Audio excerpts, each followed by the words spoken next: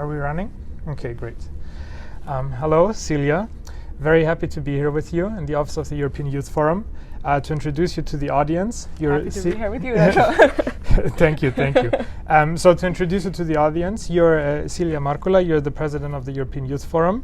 To give a little bit of background, you worked with the Finnish National Youth Council, Alliansi, you were active with the World Organization of the Scout Movement, and then in the last 10 years you were advocating for youth rights in different institutions in the EU, and the United Nations, and also the Council of Europe.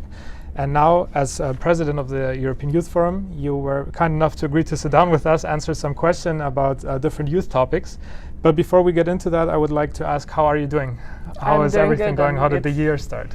It's been an exciting start of the year for sure. This is the European Year of Youth, so very exciting for all of us at the European Youth Forum.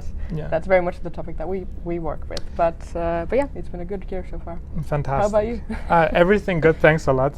Quite a busy year, but looking good. To the audience that is not familiar with the European Youth Forum, could you briefly introduce the European Youth Forum and give us a quick summary, basically, of what you're doing? Yeah, sure. The European Youth Forum, we are the largest platform of youth organizations in the world. We represent over 100 youth organizations from all across Europe, from Portugal to Azerbaijan, from Iceland to Malta.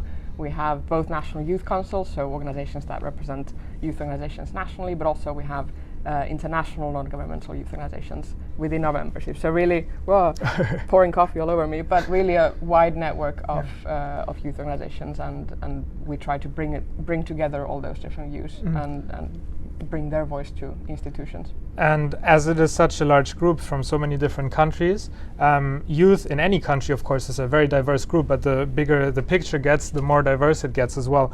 And with that in mind, how can you even consider all of them together? How do you represent them? Because that seems like quite a difficult job. Oh, of course, young people it's a very wide range of people. We have, people from all different kinds of backgrounds, people from different countries, origins, you name it.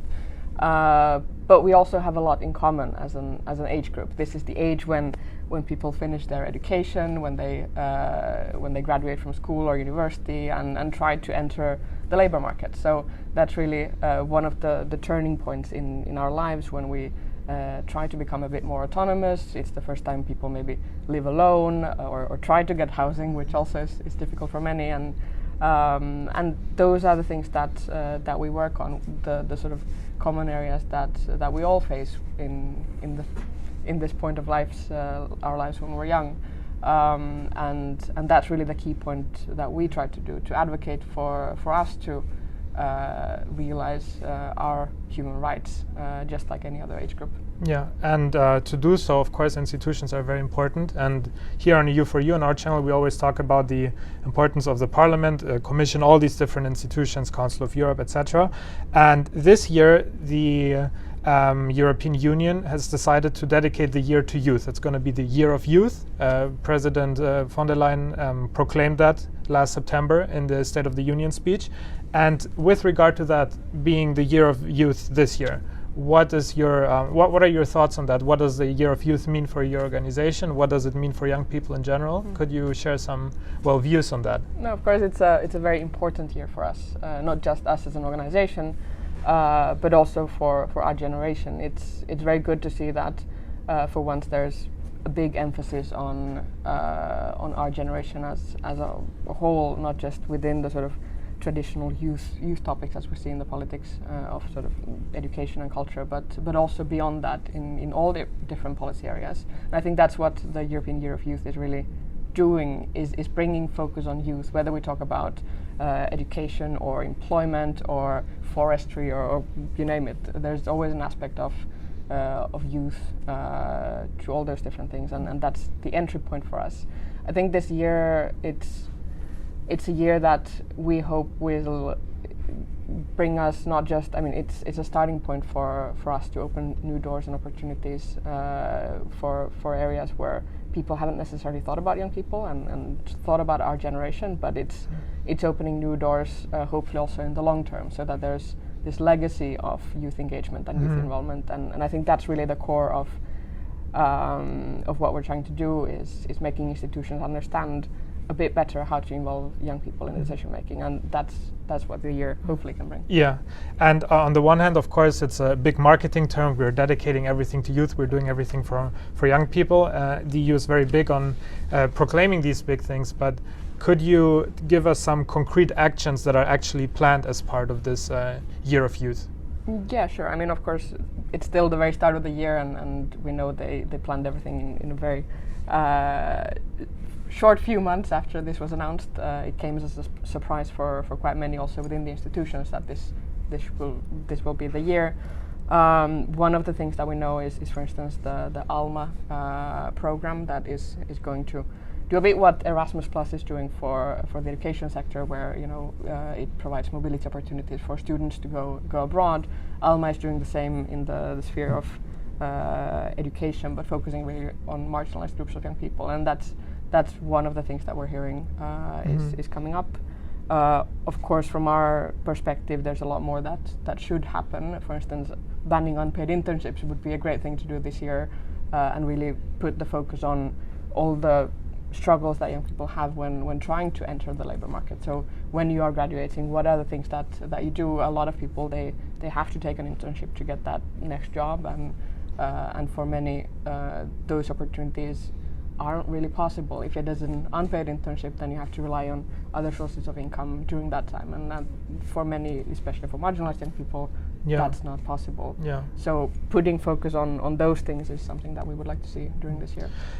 Just to add something to Alma, so that everyone is on the same page and they know what we're talking about. So Alma is basically, if you please correct me and add something if I'm missing. The way that I understood it is a short-term Erasmus-style scheme. It takes place between 2 to 6 months. So young people are given the chance to work in a different member state in that time, and before they go, they get training. Right, they are supported during the whole Alma process, and then when they are done with it, they also get some further counseling, and the EU is trying to help them basically get somewhere. Is that what Alma is? As far as we know. Okay, good. I mean, of course, there's still a lot. I mean, this is a new program that hasn't. I mean, it's something new that we don't know a lot about actually yet. What we do know, however, is that it's going to be quite small as a program, and of course, what we want to do is really change on a bigger level and bigger scale what the labor market looks for young people. So really banning those unpaid internships and changing what the sort of transition phase looks like when you try to enter the labor market. And of course, you can have beautiful programs and whatnot, but on the bigger level, on a national level, and sort of at the local level even, what are the things that will make it easier for young people to enter the labor market is what we would like to see the focus being on here. And I think if we look around in different countries, there's a lot of examples where the employment legislation isn't very strict when it comes to youth and those sort of almost volunteer conditions of working, and I think this is where we rely on the goodwill of employers then to actually provide quality of opportunities for young people and quality internships and traineeships and apprenticeships and whatnot. But currently the legislation is making that possible for employers to actually go, why would we pay, because we don't have to. So we kind of become this free labor force for those entry-level jobs instead. And I think this is something that really has to change for youth. Could you give us a very brief explanation how you're trying to get those unpaid internships banned? Of course, I understand there's a lot of players that are active in this field, but what is the European Youth Forum doing concretely? On the one hand, you talk about it, but is there other stuff that you do on the institutional level? Something exciting we did the other year was suing a country. Oh, wow. So we went and looked around Europe and looked sort of what are the legal avenues of us to actually influence this, because of course we went around and spoke about this a lot, but nothing really changed. So we lodged a collective complaint against Belgium on unpaid internships, and that was actually one of the biggest communications things we have ever done in the history of the platform. It got so much attention back then when you go and I can do imagine things like that. So I think don't sue a country every day. No, but that's one of the things that we have done so far, and it's really raising the topic to a much bigger level than we've seen before, and that's one of the things that we do, for instance. And now I would like to go to the community questions. Now that we talked a little bit about unpaid internships, what you're doing, etc. We had posted on our Instagram account the option for people to submit their questions, and the first one that we got, and we got this actually a few times, was on mental health. Because the pandemic has been quite straining, and even before that, young people are exposed to a lot of stress because of job insecurity, things like unpaid internships, what you also mentioned, not being sure about housing, etc. And the community wanted to know if the European Youth Forum is active in some capacity on the topic of mental health for young people, and specifically if you're doing so for primary and secondary education. No, mental health, of course, from an EU perspective, when we look at it, and that's one of the main areas or spheres of policy where we try to advocate. We try to influence the European Union, Council of Europe, and United Nations, and mental health is, from an EU perspective, a national competence. So the decisions that are very sort of local and national, that's where the decision making happens. So of course we'll work together with our members and rely on them and their work when it comes to mental health a lot. But from our recent work, there's, for instance, a report that we launched on COVID-19 and the impact of the pandemic. One of the big discoveries, I don't think it's very surprising to anyone, but one of the findings that we had from this report was really that the pandemic has had a huge impact on young people's mental health. And of course the situation wasn't great before the pandemic, so now it's gotten even worse after that. So really looking at the state of play at the European level is what we do. You can find the report on our website, europeanyouthforum.org, if you're interested in. Yeah, I will post it on our story then so people can see it. So for those who are more interested in the topic of mental health, since it's a member state competency, do you think it would be a good idea to just reach out to the national youth organizations and ask them for guidance? Absolutely, that would be a great way to go. Perfect. Then now you know those who asked the question. The second question that we got a few times, since this is a very big institutional mess, I mean, you're active in the EU, you're active in the Council of Europe and United Nations, it's a lot of work at the same time. What are the biggest problems and the biggest obstacles that you encounter when you're advocating for young people?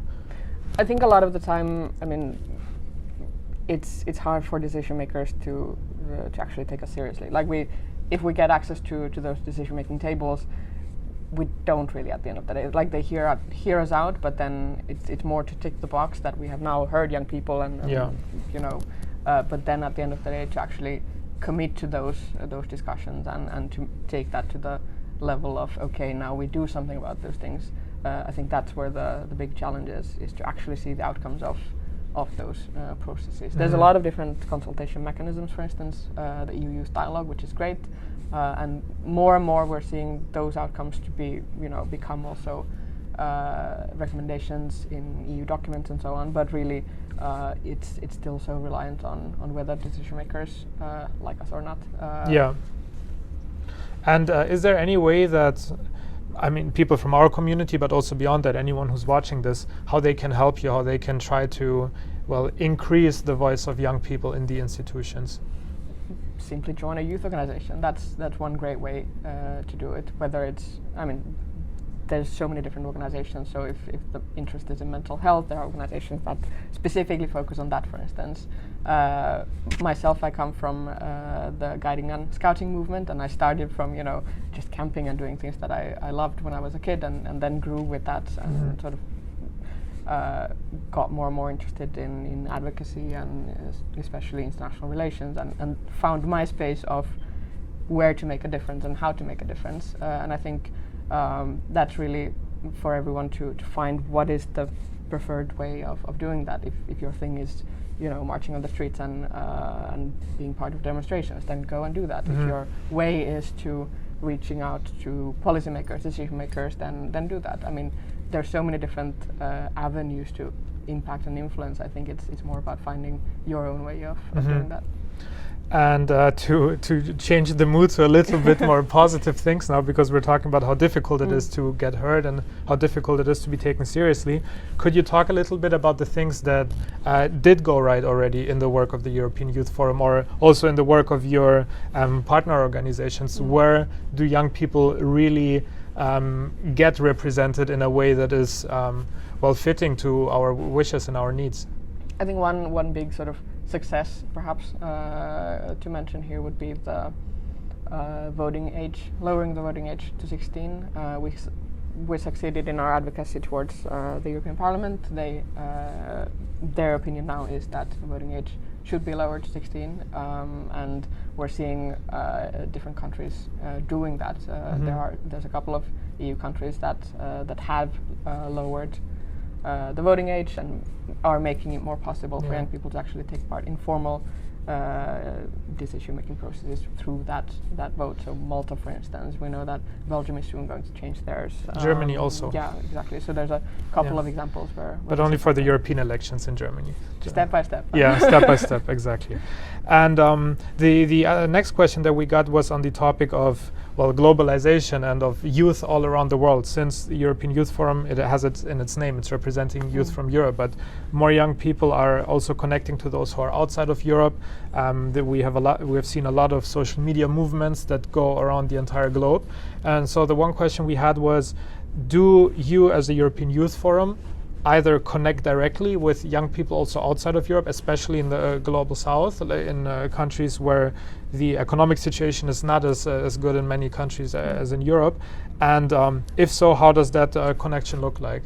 There are other regional platforms such as ourselves. So the Pan-African Youth Union, for instance, was something that we worked quite closely with until recently. I mean, of course, depending on where our priorities are and what kinds of things they are interested in working with, etc. But there are other regional platforms like ourselves.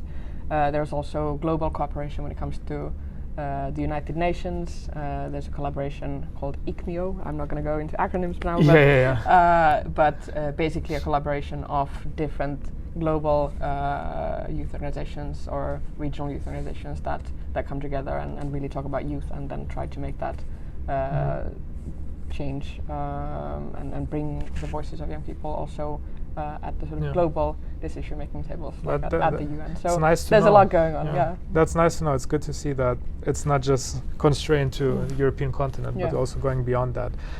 The next question that we had was related to quick money schemes. Big change of topic, but during the pandemic, we saw a lot of advertisements for, I don't know, trading platforms, for crypto investments of all sorts, and they're all promising young people they can get rich super quickly. If you're struggling right now, just sign up here, invest here and there, and then you can make money. And a lot of that is targeting especially those from low-income households who are, well, financially struggling, and they just want to be in a better situation.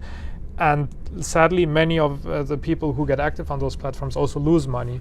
And the question was from the community, do you do anything to, well, work on information campaigns or to protect young people from falling victim to these type of money-grabbing schemes? I think especially now with the pandemic, young people are, even more so sort of in a financial struggle. We've seen that being impacted across the continent or even the globe. I mean, of course, if people are being scammed, then they should be contacting their local authorities and not us, if that's the case. But what we try to do is really to make sure that young people wouldn't be in such a vulnerable position. So we're trying to improve the living conditions, the working conditions, the lives of young people, and making sure that our human rights are reached and realized. And that's sort of the avenue that we go about it. So making sure that you wouldn't have to, encounter those, situations in the first place. Because if you are in a more stable financial, whatever, if you have access to jobs, if you have access to employment, quality employment, and have housing, then probably this wouldn't be, you wouldn't end up trying to find other sources of income, which, might be a bit shady. So that's perhaps what I would say here. I see. And since this is something that's also different in every member state, I guess it would also make sense to, if one has questions, to reach out to the national youth organizations and ask them, right? Yeah. Okay. And well, on the topic of educating people about different things, we also got a question of the recognition of non-formal education and of learning mobility. Are you active in that in any capacity? Absolutely. This is one of the topics that almost any youth organization works with, either sort of through the methodology that they have. Non-formal education is one of the ways how we empower young people to learn different things. And also we try to make sure that there are opportunities for youth organizations to exist in the first place, to provide those opportunities that where young people can go out and learn, and that's really the core methodology for us, really. So both a topic that we work through, but also something that we try to advocate and make sure that is more and more possible for young people to reach. Yeah, and again, on the topic of education, another question that we got is, how are you striving for equal education opportunities? Is there any way that you're active in this?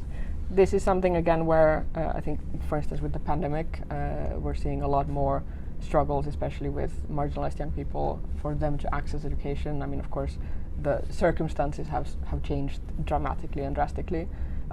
Something that we're trying to do is to encourage and advocate for governments to really point some of the recovery funds towards young people, and especially towards marginalized young people. Mental health is one where we would like to see governments take more action in, and especially now with the pandemic, the recovery funds are one of the avenues for which we could perhaps increase and make sure that that it's, that the situation gets a bit better, at least post-pandemic. To end this interview, first of all, I would like to say thank you for doing work for young people, for being active, for trying to represent us and make the situation better for us.